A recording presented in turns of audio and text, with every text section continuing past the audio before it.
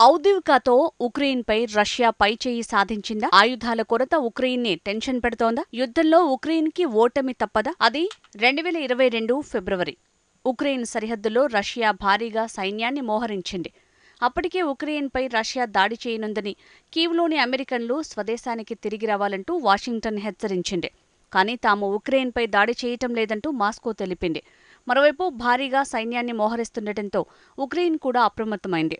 ఫిబ్రవరి 24న ఉక్రెయిన్పై ప్రత్యేక సైనిక చర్య చేపడుతున్నట్టు ఉన్నట్టుండి రష్యా అధ్యక్షుడు వ్లాదిమిర్ పుతిన్ ప్రకటించారు. దీంతో ఆయన ప్రకటన ఇలా వెలువడిందో లేదో తూర్పు, ఉత్తరాదిన బెలారస్ సరిహద్దుల నుంచి రష్యా సైన్యం విరుచుకుపడింది. అయితే దీంతో ప్రపంచ దేశాలు ఉలిక్కిపడ్డాయి. ఇక ఉక్రెయిన్ పనైపోయిందని, 3 రోజుల్లో కీవ్ నగరాన్ని పుతిన్ సొంతం చేసుకుంటారని ప్రపంచ దేశాలు భావించాయి. కానీ 3వ సంవత్సరంలోకి ఎంట్రీ ఇస్తున్న పుతిన్ ప్లాన్ మాత్రం నెరవేరలేదు. నేటితో ఉక్రెయిన్ యుద్ధం 2 ఏళ్లను పూర్తి చేసుకుంది. ఉక్రెయిన్కు యూరోపియన్, అమెరికా దేశాలు పెద్ద ఎత్తున సహకారం అందించాయి. అయినా రష్యాను ఉక్రెయిన్ ఓడించడం అసాధ్యమని భావిస్తున్నారు. తాజా యూరోపియన్ సర్వేల ప్రకారం ఉక్రెయిన్ యుద్ధం ముగింపునకు రాజీ పరిష్కారమే మంచిదని తెలుస్తోంది.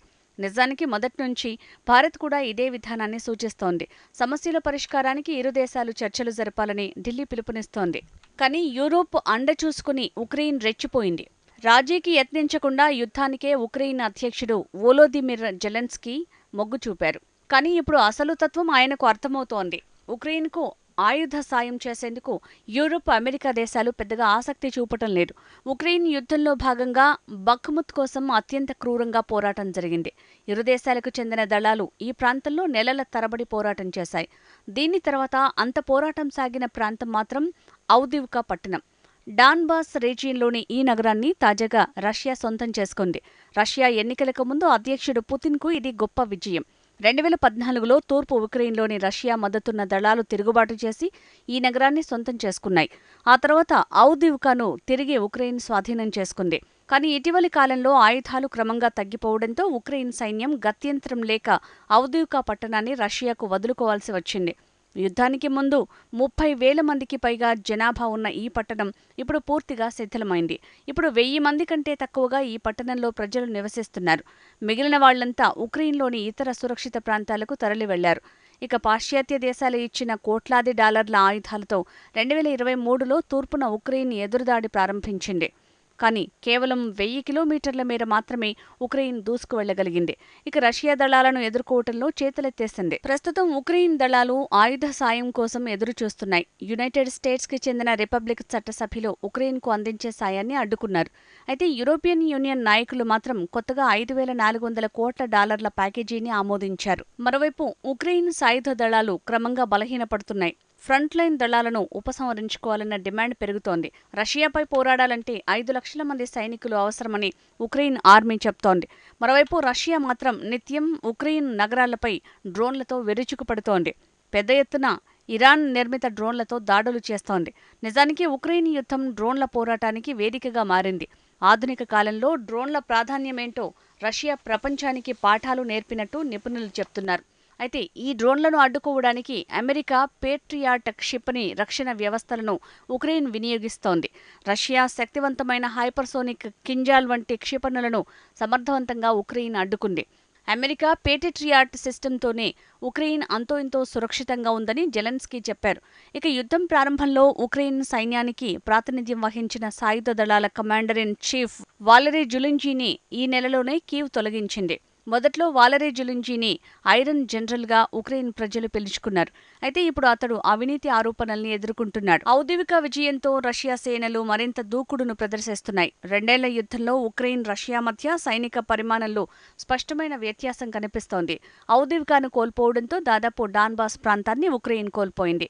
ఈ నేపథ్యంలో ఈ తూర్పు పట్టణం కోసం రష్యా పెద్ద ఎత్తున పోరాటం సాగించింది. కానీ ఆయుధాలు లేకపోవడంతో ఉక్రెయిన్ సైన్యం యుద్ధంలో రష్యా సేనల్ని అడ్డుకోలేకపోతోంది. వేసవిలో మొదలైన ఎదురుదాడుల్లో ఉక్రెయిన్ పెద్దగా ప్రభావం చూపించలేకపోయింది. వేలాది మంది సైనికులను రష్యా కోల్పోయినప్పటికీ తిరిగి సైన్యాన్ని భర్తీ చేయగలిగింది. అందుకే ఔద్వికాను తిరిగి రష్యా స్వాధీనం చేసుకోగలిగింది. యుద్ధభూమిలో రష్యన్ దళాలకు ఇది అతిపెద్ద ప్రోత్సాహకంగా మారింది. ఉక్రెయిన్ స్థావరాలను పెద్ద ఎత్తున రష్యా స్వాధీనం చేసుకుంటోంది. ఉక్రెయిన్ దళాలు అన్ని వైపుల నుంచి దాడుల్ని ఎదుర్కొంటున్నట్టు నివేదికలు చెప్తున్నాయి. అంతేకాదు అత్యుత్తమ శిక్షణ పొందిన యోధులనే ఔద్వికా వైపునకు రష్యా మోహరించింది. మరోవైపు రష్యా నిత్యం 60కి పైగా బాంబులతో డొనెట్స్కీ రీజియన్లోని ఉక్రెయిన్ లక్ష్యాలపై దాడులు చేస్తోంది. అయితే రష్యా దాడులను ఎదుర్కొనేందుకు కొత్త కమాండర్ ఇన్ చీఫ్గా అలెగ్జాండర్ సిరాస్కీని ఉక్రెయిన్ అధ్యక్షుడు జెలెన్స్కీ నియమించారు. అయితే ఉక్రెయిన్ వద్ద ఆయుధ నిల్వలు పడిపోవడంతో సైన్యాన్ని ఆందోళనకు గురిచేస్తోంది. ఇప్పటికే ఉక్రెయిన్కు చెందిన 18% భూభాగాన్ని రష్యా సొంతం చేసుకుంది. నెలల తరబడి ఔద్యోగిక కోసం పోరాడింది రష్యా సైన్యం. ఉక్రెయిన్ సైన్యం దాచుకోవడానికి వీల్లేకుండా చేసింది.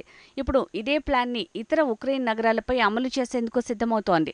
2020 నుంచి డొనెట్స్క్, లుహాన్స్క్ ప్రాంతాల్లోని ప్రతి నగరాన్ని ఇదే వ్యూహంతో స్వాధీనం చేసుకుంది. మరోవైపు ఆయుధాల లోటుపై ఉక్రెయిన్ అధ్యక్షుడు జెలెన్స్కీ ఆందోళన వ్యక్తం చేశాడు. ఆయుధాలు లేని కారణంగానే తమ సైన్యాన్ని ఔద్యోగిక నుంచి వెనక్కి తీసుకున్నట్టు వెల్లడించారు. తాజాగా అమెరికా అధ్యక్షుడు బైడెన్తో సాయంపై చర్చలు జరిపినట్టు ఉక్రెయిన్ అధ్యక్షుడు వెల్లడించారు. అమెరికన్ కాంగ్రెస్ ఉభయ సభలతో సమావేశమై సాయం గురించి చర్చించనున్నట్టు తెలిపారు. పుతిన్ను అడ్డుకోవాలంటే ఆయుధ సాయం ఎంత కీలకమో వివరిస్తామన్నాడు. నిజానికి $9,500 కోట్ల సాయం ప్యాకేజీ పెండింగ్లో ఉంది. ఇతర నాటో దేశాలు కూడా పెద్దగా నిధులను ఇవ్వడానికి ఆసక్తి చూపటం లేదు. కానీ రష్యా మాత్రం తగినన్ని ఆయుధాలతో భారీ సైన్యాన్ని మోహరించి మరింత ముందుకు నడిపిస్తోంది. కానీ ఉక్రెయిన్ మాత్రం అష్టకష్టాలు పడుతోంది. ఔద్యోగికలో ఉక్రెయిన్ సైనిక ఉపసంహరణ కేవలం ప్రారంభం మాత్రమేనని, భవిష్యత్తులో ఉక్రెయిన్కు చెందిన మరిన్ని నగరాలు రష్యా నియంత్రణలోకి వెళ్లే అవకాశం ఉందని నిపుణులు వివరిస్తున్నారు. భవిష్యత్తులో ఉక్రెయిన్కు మరిన్ని ఎదురుదెబ్బలు తగలనున్నాయి. ఇదే కొన్ని తీవ్రమైన ప్రశ్నలను లేవనెత్తుతోంది. ఉక్రెయిన్ యుద్ధంలో నెక్స్ట్ ఏంటి? నిజానికి పుతిన్ మొత్తం ఉక్రెయిన్ను తమ కంట్రోల్లోకి తీసుకునేందుకు యత్నిస్తున్నారు. ఒకవేళ పుతిన్ ఉక్రెయిన్ను సొంతం చేసుకుంటే మాత్రం పాశ్చాత్య దేశాలకు పెద్ద దెబ్బే. వారి ఐక్యత మరింతగా పెరగొచ్చు.